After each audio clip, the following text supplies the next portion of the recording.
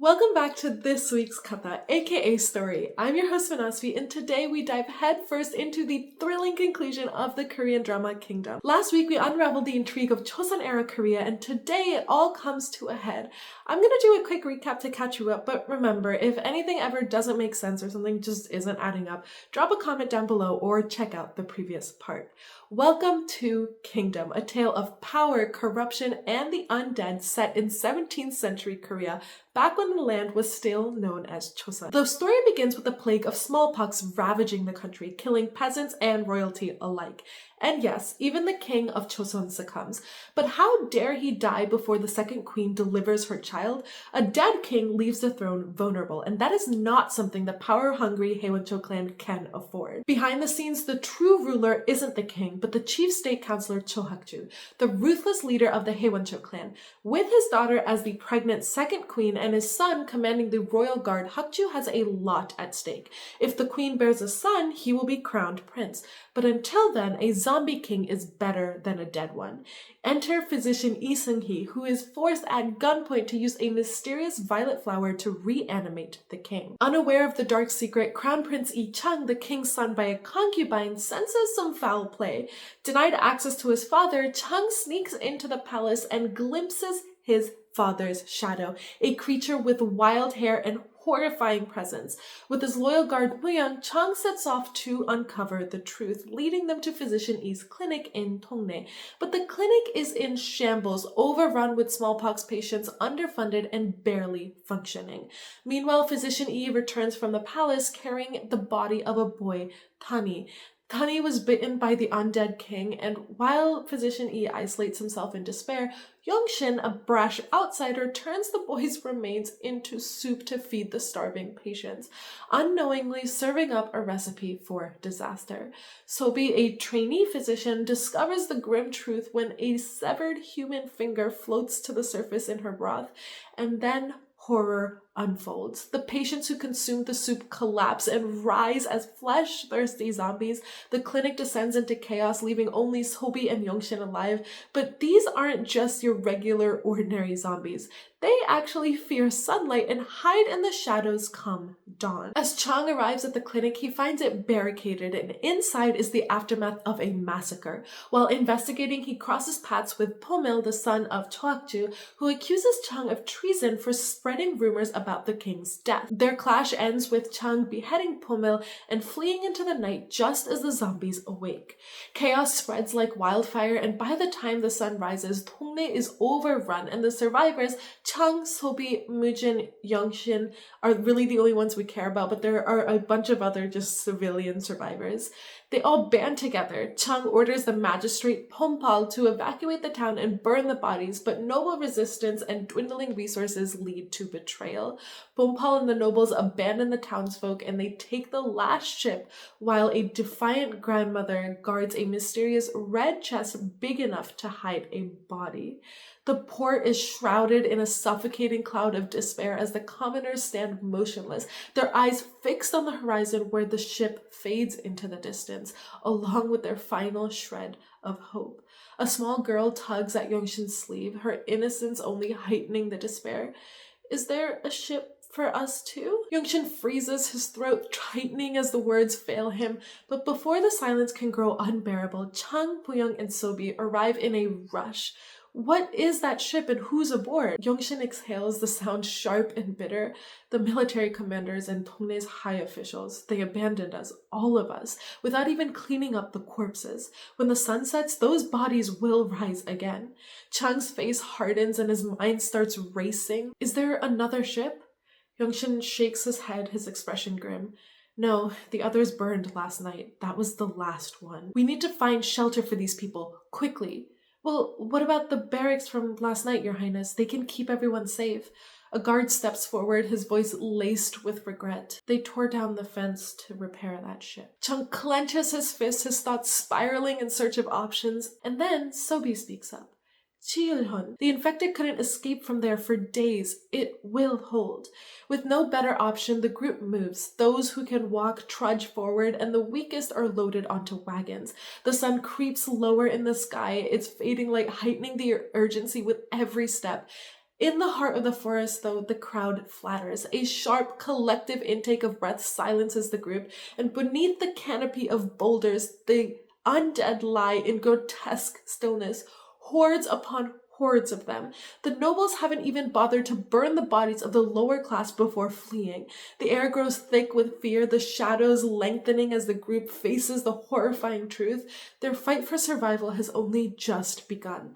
As the sun dips below the peaks of the mountains, plunging the forest into shadows, Chang's voice cuts through the silence. Run! Run! Now. Panic erupts. The crowd surges forward, feet pounding against the earth as they flee for their lives. Those crammed into wagons fall behind, their progress painfully slow. In the rush to get to safety, a wagon lurches to a halt, its wheels stuck in a ditch. The passengers tumble out, the horse thrashing in frenzy. Chang and Puyang rush to free it, their breaths coming out in jagged gasps as they pull with everything they have. The first group reaches the safety of Ji-Hoon. Sobi and Youngshin are among them, but Youngshin, his face set in determination, turns back and sprints into the growing darkness to help. He finds Chang and Muyang struggling with the wagon. Chang fights to free the wheel, his movements desperate, the dread of the setting sun weighing down on him. Even when Muyang insists that Chang just abandon and go, he refuses. He has to prove that he is not like the Haewon-cho clan, not like Hakju. He is better than them. Youngshin arrives just as the undead begin to stir. Eyes snap open in the gloom, bones creak and crack as the corpses rise, their hunger palpable. With a monumental effort, they free the wagon just as the horde lunges towards them. The undead close in, clawing and snapping. Muyang charges forward, cutting down zombies with wild abandon, but the swarm is relentless. A guard is pulled down, his screams swallowed by the chaos. Youngshin snatches the fallen guard's rifle and fires, taking down a zombie that gets dangerously close to Chang. Meanwhile, Sobi waits anxiously at Ji-Hoon's gate, her heart pounding as the sound of the approaching wagons reaches her. When she sees the group sprinting towards the gates, the undead close on their heels, she shouts for the others to prepare. Inside the wagon, Youngshin fights to create a barrier of fallen zombies, but his hands shake as he reloads and a zombie breaks through. It lunges for Chang, jaws snapping. Time slows as Muyang swings his blade, severing the head in one clean strike. The group barrels through the gates just in time, the doors slamming closed behind them. The undead crash against the wood, their furious howls echoing into the night. Every available man throws his weight against the door, bracing it as hordes and hordes of zombies pound against it relentlessly. Chang turns around and shouts, "Anyone who can fight, get a weapon." Inside, women, children, and elderly huddle together in a secure room while the able-bodied men stand guarding the door, weapons completely ready. The night stretches on, thick with tension and the muffled snarls of the undead. Exhaustion seeps into their bones, but they hold a line knowing that it's the only thing standing between them and annihilation. Meanwhile, aboard the ship carrying the nobles, Bonpal is pacing around nervously, his second thoughts about heading to Seongju growing with every passing minute. Are you sure that this is the right choice? Seongju it feels so far. His advisor, the stupid, ever-calculated brain that he is, steps forward. Seongju is the second largest city after Hanyang, overflowing with soldiers who will protect us. There is no safer place. Do not worry. The advisor's comforting words are interrupted by a sharp, echoing thud from the ship's hull. Below deck, the old noblewoman, her elegant frame draped in silk, approaches a large, ornately carved red chest. "My son, my precious son." With trembling hands, she lifts the lid, and the silence lasts only a heartbeat before her zombified son lunges out, its rotting teeth sinking into her neck. Her screams echo, carrying the chaos up to the deck as the infection spreads like wildfire. While pandemonium engulfs the ship, the night drags on at Ji-Hoon. The undead relentlessly claw at the gates, their growls a menacing symphony. Yet just as Sobi had predicted, the barricade holds firm.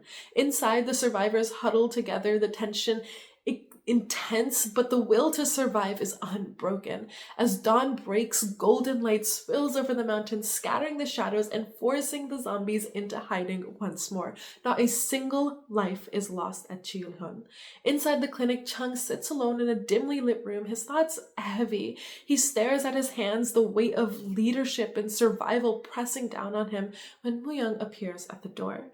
"Your Highness, I think you should come out. Chung rises, and as he steps out into the main hall, he's met with the sight that steals his breath. The survivors, men, women, children, all stand before him, bowing in respect and gratitude. Thank you, Your Highness. Thank you for saving us. Chung freezes, completely unprepared for this outpouring of gratitude, and his mind races. This is a man who has spent literally his entire life embroiled in ruthless power struggles of the palace, far removed from the lives of everyday common people, and perhaps he never truly considered the weight of his role as a ruler or the responsibility that he really owes to his subjects until this very moment. Now confronted with their faith in him, he feels something shift. Slowly he turns to Muyang, his expression a mixture of humility and resolve. Treat the wounds and prepare some food for them to eat. As Sobi carefully treats the wounded, Yongshin busies himself crafting a simple rope ball for the children. The air, even though it's still thick with tension, lightens briefly as the kids kick the ball back and forth, laughter echoing faintly. Nearby, Chung observes the scraps of food that the survivors have managed to gather. It's a pitiful assortment of roots, husks, and crumbs. Is that all there is for the people to eat? Even this was difficult to obtain, my prince. War left them starving, and then they were taxed into the ground. How could they have food? They ate anything that lived. Birds, rats, even insects. Chung's grim reflection is interrupted when the rope ball slams into his side. He turns to see the children, frozen in fear, nearly 50 feet away from him, their eyes wide, brimming with terror and tears. They fall onto their knees as soon as he gestures for them. We deserve to be killed for what we did. We're sorry. Chung looks at them before kneeling. He unwraps a bundle of food, a precious chunk of meat, and hands it to them instead. Take this and go play. The children stare in stunned silence before scampering off, clutching the food like it's treasure. Chung orders the rest of the food that he has in his little silk package to be distributed among the survivors. And as the people eat, they shower him with praises. Their gratitude is almost turning reverent at this point. Later, Chung gathers Muyang to plan their next move. Muyang narrows his eyes, suspicion lacing his voice. How can we trust you? Who are you really? I'm just one of the people. And yet you know how to shoot a gun? Where did you learn that? I served in the war. You didn't just serve. You shot a monster straight in the forehead as it charged at you. Your skills are better than most soldiers. So I'll ask again, who are you? Before Yongshin can respond, a thunderous banging erupts from the other side of the gate. The survivors leap to their feet, fear rippling through them, and for a moment they wonder if the undead have returned. Have they been wrong this whole time? But a voice bellows out, sharp and commanding. Traitor Yi Chung, the crown prince, must hear this. The criminal who defied the king's command and killed the commander of the royal army must present himself. You are accused of treason, an unforgivable crime. Come out voluntarily, or it will be taken as further defiance. You will face severe punishment by the law. Inside the clinic, confusion ripples through the survivors as they whisper among themselves, their voices heavy with disbelief. What is he saying? A traitor? There must be a mistake. The crown prince saved us.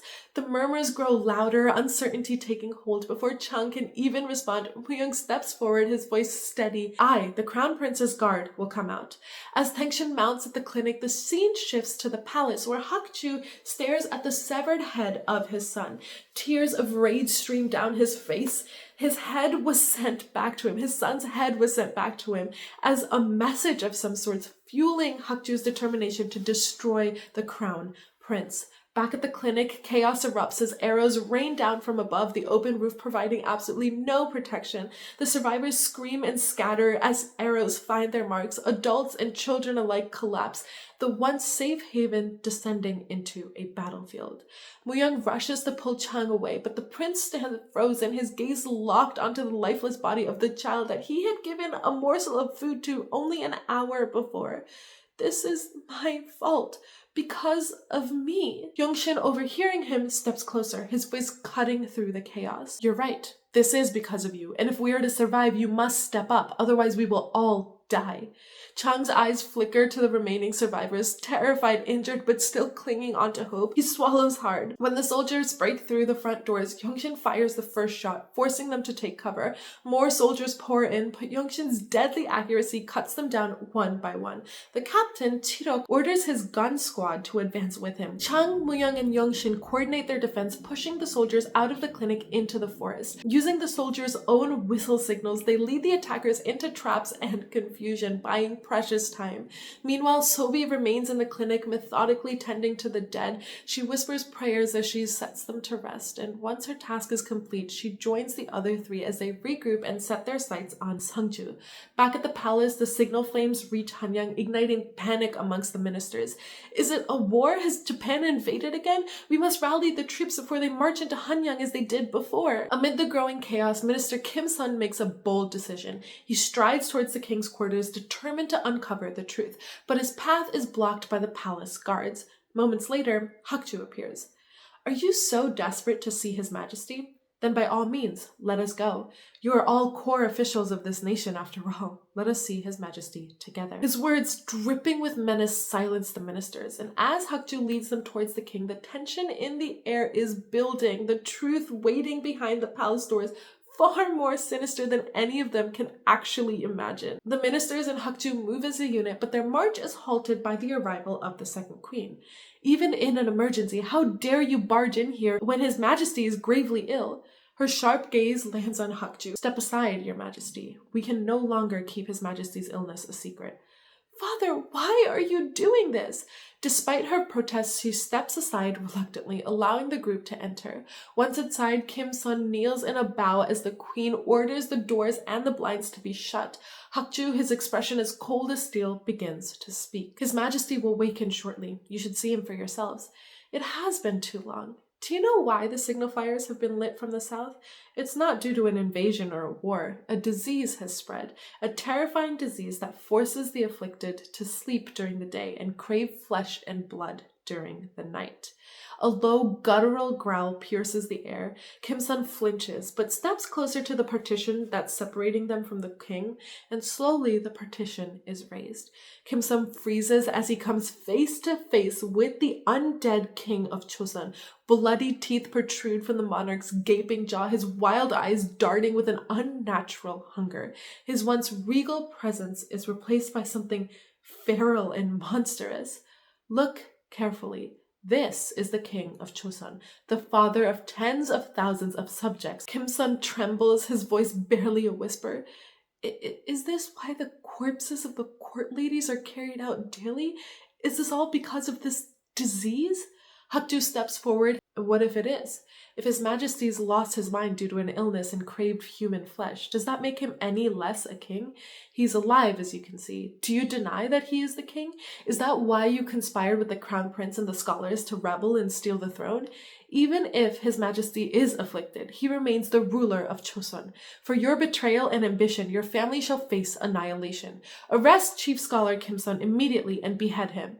As for Prince Yi Chang, who fled south, he will be deposed and poisoned to death. Palace guards, take Kim Sun to the Royal Investigation Bureau. Kim Sun is seized and dragged away, his protests drowned by the echoing orders. In the dimness of her bedroom, the queen confronts her father in hushed but heated tones. Since when did you scheme all of this? If you planned something so drastic, you could have discussed it with me. You should have discussed it with me. I'm not just your daughter, I'm the mother of this nation. I will kill them all.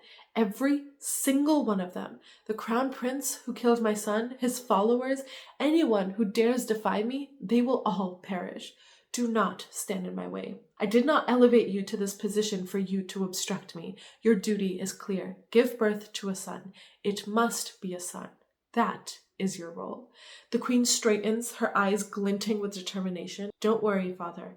I will bear a son. He will succeed Pomil in the Haewoncho clan and inherit the throne. You will have your heir, and our family will prevail. The two lock eyes, a silent understanding passing between them. The queen's resolve hardens, her ambition aligned with her father's ruthless vision. Later that night, Chang and Muyoung are sitting by a campfire in an open field. The mood is heavy. Chang looks completely out of it, just staring at the flames. Muyoung tries to snap him out of it. Eat, your highness. It's not your highness's fault. You did your best to save those people. If I had stepped in sooner, I could have saved them. Then you would have ended up dead. You said that you must live. Didn't you conspire treason in order to stay alive? I wanted to be different. I wanted to be different from those who abandoned the weak. And right when it seems like the conversation is taking a dark turn, Sobi suddenly chimes in from out of nowhere. And you were. Both Chang and Woo-young practically jump out of their skin because they didn't even notice her. Sobi, though, completely unbothered. She keeps going. You were different. That is how I saw it. I will look for some herbs. Chang's wrist had actually gotten pretty banged up during their whole escape from the soldiers operation, so Sobi heads out into the forest to find some herbs that will help him. After she takes off, Woo-young changes the subject to Yongshin, and you can tell that he genuinely does not trust the guy. His name is still unknown. His name, Yongshin, and his identity tag are fake. Woo-young, at the moment we need someone who knows the area well. Did your highness not see him wield a rifle? Not even palace guards are that skilled. Those who can match that level of prowess are the members of the Chakho. The Chakho are like this elite group of soldiers with exactly one job. They hunt tigers. And let's be real, tiger hunting isn't exactly for the faint of heart. That's why these guys are picked based on how well they fight. Social classes just don't matter for this position. But here's the kicker. Their reputation is actually not that great. People see them as ruthless, like the type of folks who really would do whatever it takes to survive. While Woo-young is mid-complaint, Yongshin comes back and interrupts him with an update. Your highness, no soldiers are on our trail. I also checked the villages on the way. The disease has not spread yet, but the people are already terrified by the rumors. Judging by the empty houses, many villagers have already fled. Meanwhile, Sobi is digging in the dirt for some herbs when the hair on the back of her neck stands up. She gets that creepy feeling like something is watching her. Her instincts kick in. One hand grabs her shovel while the other grabs her torch, and she spins around just in time to see this disheveled man charging straight at her.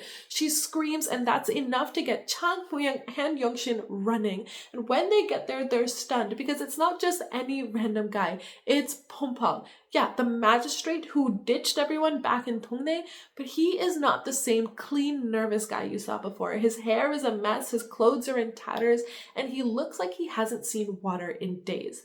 Chang, well, he's not having it. The moment he snaps out of his shock, he kicks Bompal to the ground. Do you know the blood the people you abandoned shed?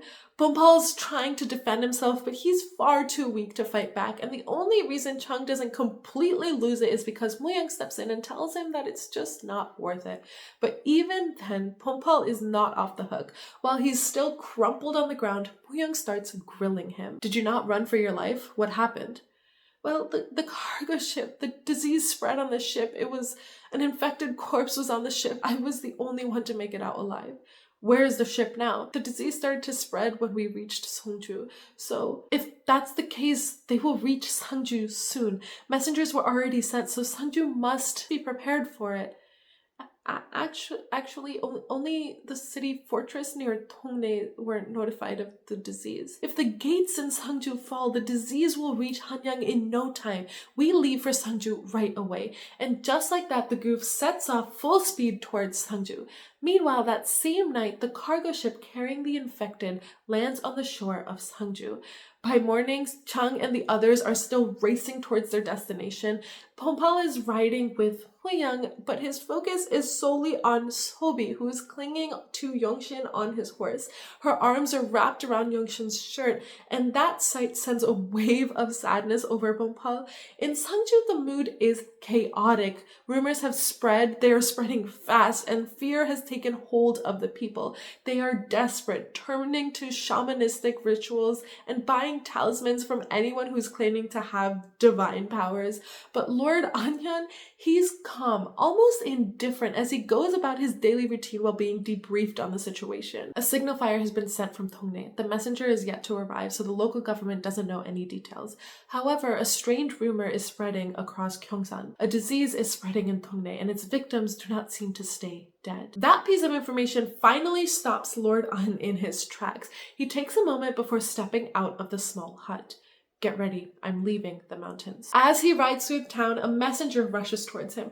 My lord, upon inspection, I found something peculiar by the stream. You must see it for yourself. Lord An follows him to the shore where the cargo ship lies, and what they find is disturbing. A blood-soaked deck that looks like a massacre had taken place, but there's not a single body on board. A blood-red chest in the storage area catches the Lord's attention. He approaches cautiously, sword drawn, and opens the lid, only to find it empty. At the same time, Prince Chung's group arrives at a village that's deep inside Seongju Forest.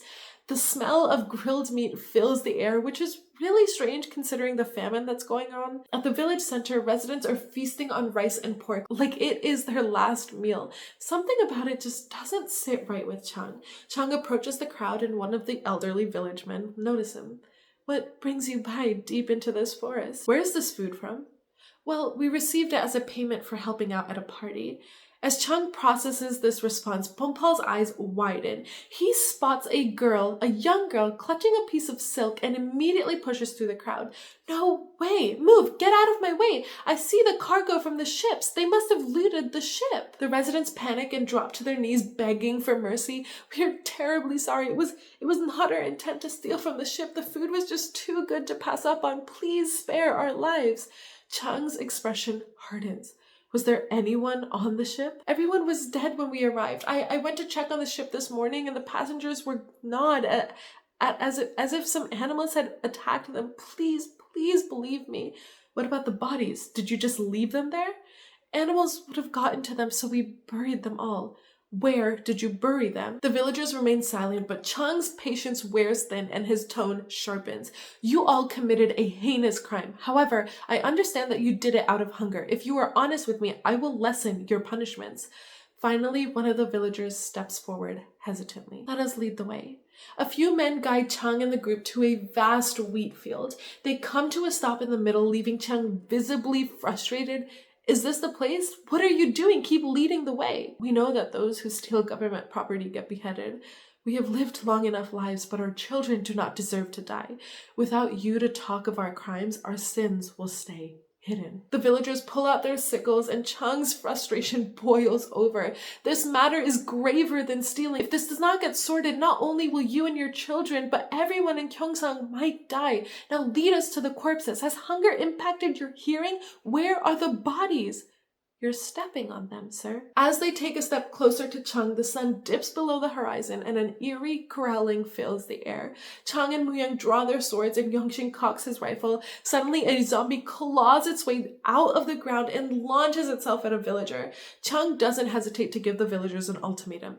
If you wish to live, raise your weapons and behead them all. The battle erupts, zombies are everywhere, and the villagers alongside Chung's group fight for their lives. Chung, Muyang, and Yongshin strike down zombies relentlessly, while Bompal clumsily shields Sobi, who is stabbing at anything undead with her shovel. But the horde seems endless. As soon as one is taken down, two more emerge, and just when it seems like they will be overrun, fiery arrows rain down from above, setting the zombies ablaze and creating a ring of fire around them. Lord Anhyun and his soldiers charge into the wheat field, tipping the battle in their favor. Chung freezes when he sees Lord An. Memories from his childhood flood back. Little Chung once hid in a cave, crying when Lord An found him. Please come down. Must I force you down here? I will be killed if I do. Everyone wants me out of the palace. If I'm deposed, I will be killed. I miss my late mother. Lord An pulled the young prince into a comforting hug despite his protests. You aren't supposed to be here. This is not where you should be. He guided Chung back to the palace where they watched from the outside as Lord Hakju, not Lord, just regular minister Tohakdu, exited the king's chambers. What you have heard is right. His Majesty has received appeals for your deposition. No one in this palace will protect you, so you must protect yourself. But remember, Your Highness, you are not just fighting for your own life.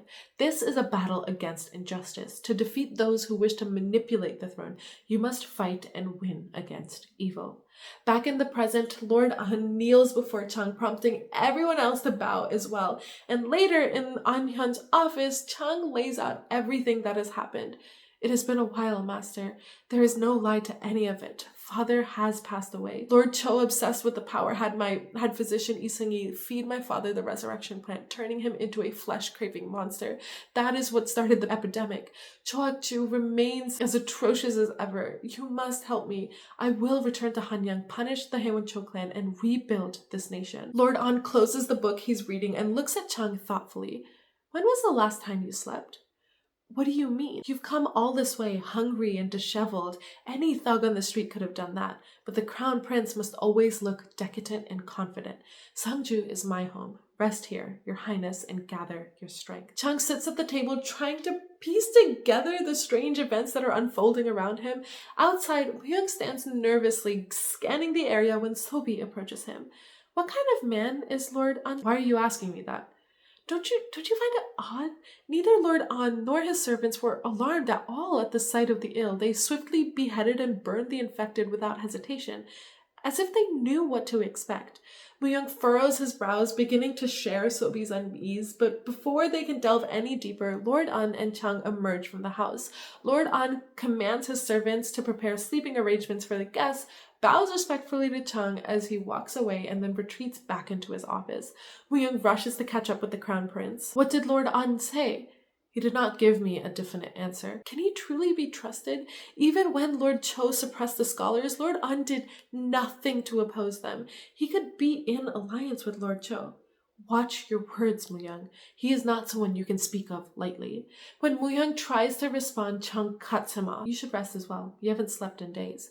In his office, Lord An looks at the cover of a patient's journal, his expression grim. In Hanyang, a dimly lit jail hosts 2 prisoners.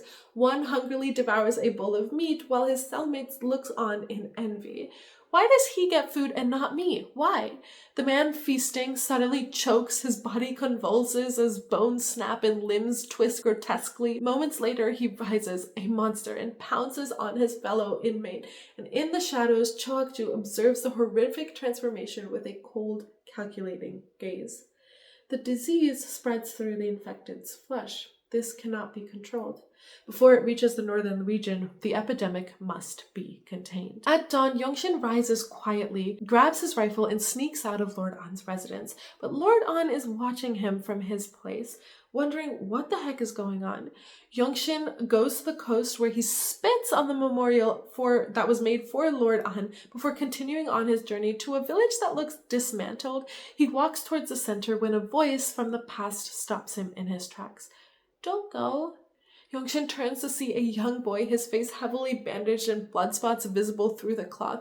The boy stares at him with pleading eyes. Yongshin kneels and pulls the boy into a tight embrace. Go back inside. I promise I'll come back. The boy clings to him. Please don't go. You must come back. You must.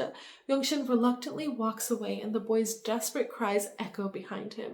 He continues to a graveyard filled with over 50 mounds, pausing in shock when he sees that there's incense still burning at one of the graves.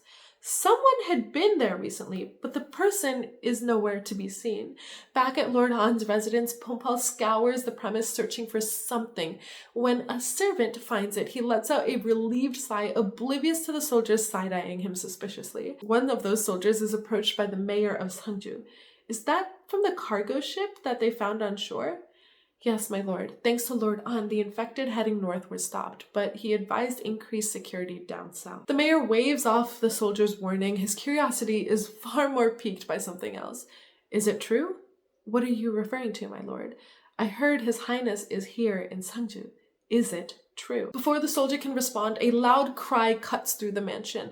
My lord, the 5 armies have left Hanyang and are headed for the gates. As the weight of the events grow heavier, Pompal hurries through the open plains. His concern deepens as the news of the 5 armies travel through the air. Grabbing a few of his belongings, he sprints through the estate, and his eyes are frantically scanning for Sobi. Spotting her on the path that leads her back to Anhyun's mansion, he shouts, Hey, Sobi! Sobi, where have you been all alone? I've been looking for you everywhere. I was looking for medical herbs for His Highness. Forget about the herbs. Run away with me. You will die if you return to his side. Grabbing her hand, Pongpal tries to pull her along, but Sobi jerks herself free. What are you talking about? The 5 armies is coming to arrest His Highness. Being with a man who committed treason will ensure your death. I am one of the Haewon-chil clan, so I will be able to protect you. Come on. Are you running away again? No. Well, His Highness went through hoops to save the people you abandoned, but here you are running away again. Is it really that hard for you to show some bravery for once in your life? Run away on your own. I will stay with His Highness. Sobi turns and walks away, her resolve unshaken. Pongpal, hopelessly smitten and torn, follows after her. In Hanyang, a gathering of about 15 pregnant women fills a small dining hall. They joyously feast, their laughter and chatter echoing through the space. Who is taking such good care of us? No one is telling us. I mean, I'm grateful for the food and everything, but I still find it odd. Why would they have only gathered pregnant women who have nowhere else to go? Just eat up while it's still fresh. It looks like you will give birth at any moment now. Eat up and just pop out a healthy baby. Hey, miss. My lady, miss. Yes, you. How did you end up here? You do not seem like the rest of us. My husband told me to be here. What do you mean by that? Does your husband know the master of this household? My husband is the crown prince's guard, and he went on a trip with His Highness. He was worried about leaving me alone, so he told me to come here. No wonder. I knew you were not a pathetic widow like us. How sweet. You have such a wonderful husband. Anyways, please eat up. Just so that nobody is lost, that woman, like this woman who has been sent away by her husband, is actually Boo-young's wife. He sent her here so that she could be well taken care of during his absence. At the palace, the queen prepares for a critical moment. Donning her royal attire and an elaborate updo, she strides into the court with a calculated grace. Ministers bow deeply as she ascends the king's throne. Hakju steps forward, his voice betraying no emotion. The court will hear Her Majesty's royal command. Heaven gave no blessing to this nation, which led to His Majesty suddenly falling ill and losing consciousness. Meanwhile, his son, the crown prince, committed high treason by desiring the throne for himself. Such commotion has disrupted the royal family, and the throne is left empty. Now an awful disease is spreading through the nation, bringing nothing but suffering to the people. How is this not a tragedy? I can no longer reject the sincere and loyal advice of current and retired officials regarding the throne staying vacant, which is why I will brace myself and take over as Queen Regent. The ministers bow once more, offering their thanks for the Queen's benevolence. At the gates, the 5 armies have arrived, their presence foreboding. The captain orders the gates to be closed, the heavy wooden doors groaning as they swing shut. A lone soldier sprints towards the gate, desperation driving him. Before he can stop them, the captain lets an arrow loose, striking the man square in the chest. The soldier collapses, chaos erupting behind him. Hakju stands firm as the southeast is sealed off entirely, delivering his grim decree. Anyone who acts against this order will be executed on the spot, demonstrating the seriousness of this law. At the palace gardens, Hakju and the second queen are locked in a not-so-family-friendly spat over power. As you ordered, all the gates have been sealed, father. But are you really planning on just giving up Gyeongsang entirely? Sure, it's not as lush and rich as Tola, but still, what about the grain that the people provide? Do you think power is just about chasing money? How many dead bodies do you think are at the bottom of this pool? Real power is making sure no one can question how many bodies I've dumped there. That is what power is. I'll use that power to protect you, father. I gave you that power, and I can take it back anytime. Do not open the gates until I give the order. What about the crown prince, father? He's still in Gyeongsang. Are you just gonna let him stay there? I'll kill the crown prince myself, with my own hands. Cut to Sangju, where things are heating up. The mayor is fuming at Lord An, demanding that he hand over the crown prince right now. The gates are closed, nobody's coming in or out, and it's all because of Chang. Lord An stands there staring at the mayor until one of his soldiers shows up. My lord, they have arrived. And Lord An, in classic dramatic fashion, smiles. Sure, I'll grant your request. I'll let you take His Royal Highness. Meanwhile, Chang is hiding out in a room with Mu-young, who is freaking the fork out as usual. He's trying to convince Chang to get the heck out of Sangju because, let's be real, he thinks that the prince is trusting Lord An way too much. But before their little debate can go anywhere, there's a shout from outside the door. Crown Prince Yi Chang, come out at once. You've come a long way. It's time to return to Hanyang. The palace guards have found him. Chirok, being his usual self, barks out his orders. Bind the crown prince as the traitor that he is. But just as the guards move in to tie him up, Lord An walks in, as cool and as composed as ever. Who is the traitor? A palace guard sworn to serve the nation and the king, who gave in to personal greed and became Cho Hak-ju's lapdog? For oppressing the crown prince, the heir to the throne, and disrupting the core values of this nation, you deserve to be executed. Execute him. And just like that, soldiers appear on the rooftops, arrows rain down onto the palace guards. It is a massacre. No one is spared. Chirok is left gasping for air, his life slipping away. We flash back to the night before when Lord An and Chang were locked up in the room together. There is no time to rest, Lord An. My prince, you should rest and let your body recover. How else will you fight the chief palace guard? What do you mean? Yesterday, a homing pigeon delivered this secret letter from the chief palace guard. He said your royal highness was headed this way and that I should lock you up until he arrives. The chief palace guard couldn't have known that I was headed here. One of your companions is Cho Hak-ju's home, my prince, so you must not let anyone know what we have just discussed. With this new knowledge, Chang played his cards close to his chest. He kept quiet, and now we see the payoffs. Back in the present day, Chirok is choking on his last breaths, cursing both the prince and Lord An. Chang walks over to him and finishes the job. But it's not over just yet. Enter the mayor of Sangju, absolutely losing his freaking marbles. What have you just done? How could you massacre guards delivering the king's command? Do you really think Lord Cho Hak-ju will just let you get away with this? He will accuse you of treason and turn Sangju into a bloodbath. Chang is done with everyone's theatrics. He's fully stepped into his role now.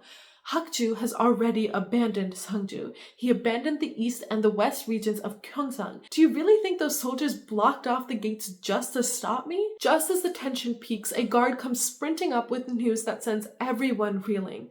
Your Highness, we have a problem. Hundreds of people are gathered outside the gates begging to be let in. Chang, Lord An, and Mu-young rush to see for themselves, and they are shocked at the sight. All of them? They were all hit by the pandemic? If Changyang was hit, the infected will be here in 2 days, or even as soon as tonight, my prince. For Chang, the answer is obvious. They have to open the gates and let these people in. But of course, the mayor has other ideas. If all of Gyeongsang was hit, more refugees will follow. How do you plan to house and feed them all? Once the food runs out, they'll start looting. It'll be chaos. So your plan is just to sit back and watch them die? If you don't open the gate, the people outside will be in danger. Open the gate. We cannot open the gate. At least the people inside the fortress must survive. Chang's eyes narrow, his patience thinning. I'm sure Hak-ju said the same thing when he closed the gates, that at least they'd survive, right? This is a sacrifice for the greater good, my prince. And who gave you the right to decide who gets sacrificed? If you lock the gate, those outside will catch the disease and die, while the people inside will starve to death. Is that your great plan? I am the magistrate of Sangju. Not anymore. You're unfit to lead, and I won't let anyone die just because of your incompetence. From this moment on, you are stripped of your title by the Crown Prince's command. Escort the magistrate out. The mayor is dragged away, his protests drowned out by the Crown Prince's authority. But the problem remains. The fortress simply isn't large enough to hold everyone. If they want to survive, they have to defend all of Sangju, not just the fortress. The good news? The infected are only active at night and they seem to fear water and fire. With Sangju's southern side bordered by water, they really just need to secure the other two sides. Chang wastes no time. He rallies the entire city to fortify their defenses, forcing everyone to pitch in, nobles included. The nobles, naturally, are furious. We are scholars, your highness. We've held books all our lives, not swords. But Chang does not care. Survival comes first. And just like that, the people of Seongju find themselves preparing for the war of their lives, with the crown prince leading the charge. It's not just about staying alive, it's about protecting their humanity in the face of the chaos. Meanwhile, back in Hanyang, the queen is striding through the palace halls, radiating icy confidence. Her court lady follows closely behind her, whispering news into her ear. Your Majesty, I believe a baby will be born today. Will it be a boy? We are not sure yet. Report to me only when it's a boy. And cut to the mysterious house full of pregnant women. Inside, the tension is rising as one woman's labor begins. Her screams echo through the house, grabbing the attention of Hu Young's wife and another woman, who eagerly stand outside the room. And then, suddenly, silence. The door creaks open and the midwife steps out. The two of them barrage her with questions. The baby isn't crying. Is something wrong? Both the mother and the baby are fine. She's nursing the baby. Go back now. Is it a boy or a girl? It's a girl. Disappointed but still chatting about the baby, the two women walk away. However, inside the birthing room, a disturbing scene unfolds. The mother and child have vanished without a trace. The mother is not nursing her child, and all that's left is the blood on the floor. Back at the palace, two maids are cleaning up the queen's chambers. One of them is carrying a tub of water, trips, and then spills it across the floor. Oh no, thank goodness it didn't damage Her Majesty's robe. The second maid casts a glance. If you had stained it, it would have turned to ashes. What do you mean? One time I saw them burning Her Majesty's silk robe. The head court lady burned it herself. It only had a tiny bloodstain. My gosh, I'd die happy if I could wear something like that just once. But what could lowly girls like us ever hope for?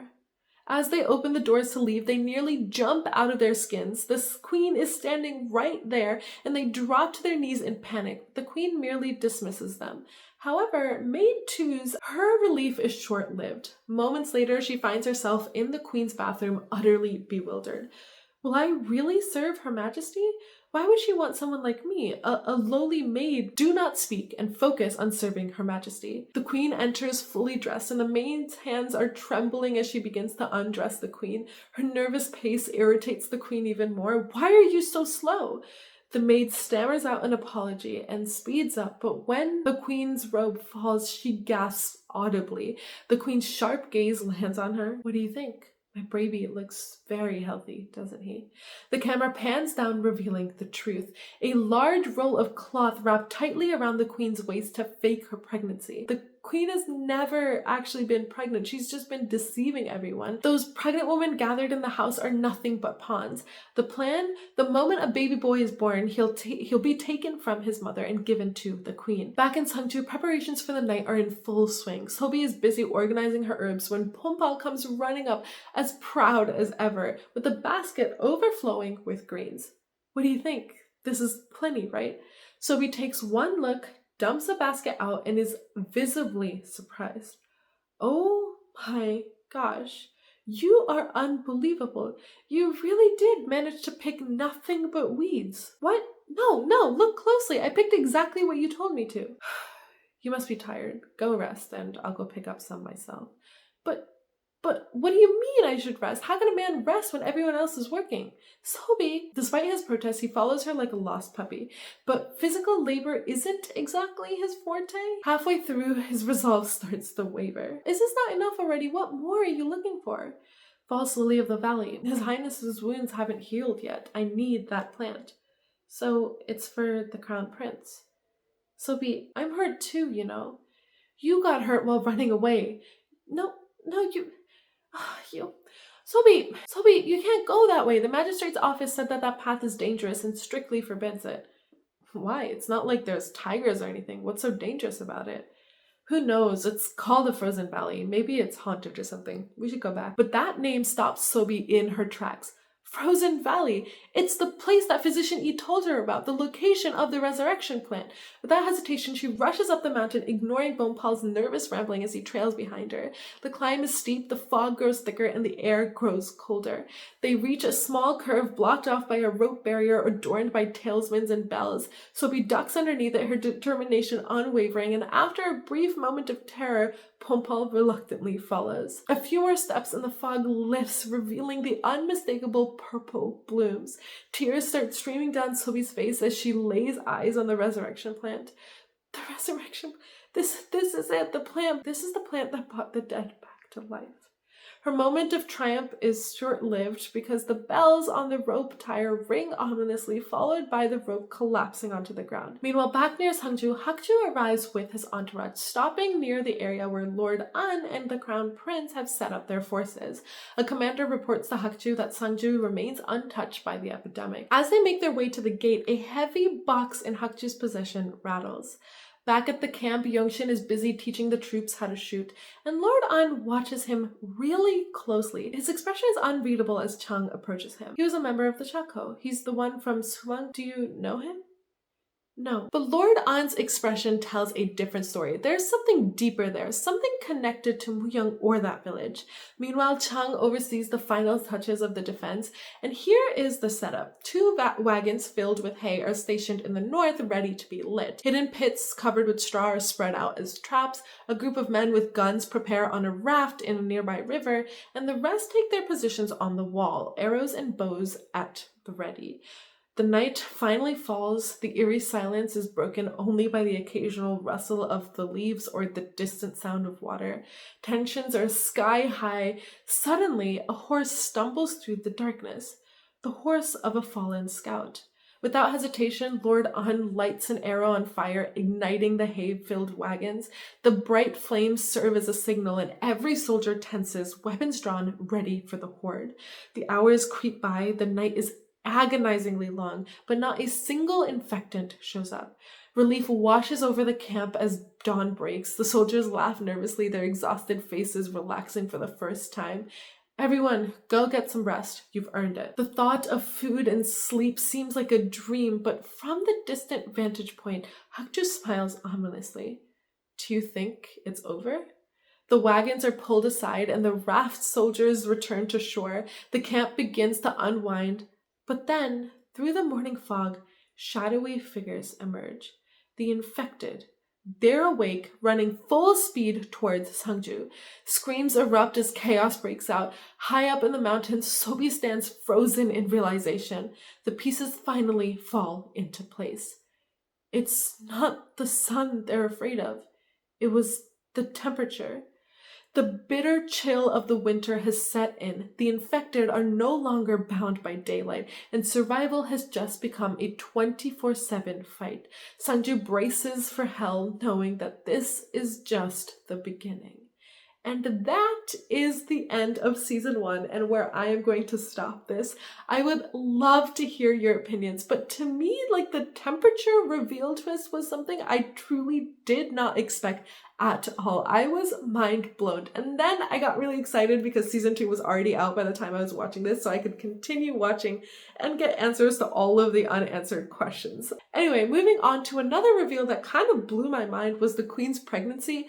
Her tactic is kind of like an evil genius one. Like, I had a feeling that her pregnancy was fake, but the fact that she was going to steal someone else's baby and then raise them as their own was a little crazy for me. Like, I feel like blood relationships held so much more importance back in the day, so I would actually, I would love to see how that relationship would have developed. Like, would she have actually cared for the child? Also, like, this had to have happened way back in the day. Like, if your power as a queen came from the fact that your child is a boy, like, I feel like a few of them had to have at least, like, child napped a baby boy, right? In order to stay in power if they were that power hungry. Now, let's talk about Hakju. The man went full-on human experimentation with regards to the virus, but he seems to know a lot about it, like a lot about how it works. The only thing he didn't know until this episode, it seems, was if it could be spread and how. And the thing that everybody is still in a mystery about, how the frick do you stop it? So if you haven't watched season 2, do watch it and let me know if you like the reveals in that drama.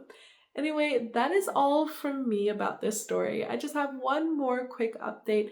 It's the holidays for us here in the US, and I'm going to visit some family for the break, so I probably won't be able to post for the next 2 weeks.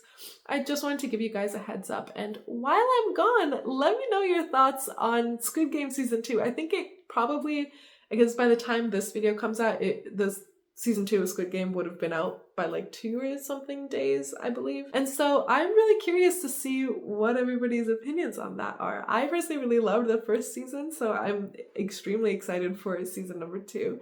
I just hope they don't butcher it completely, but we'll see.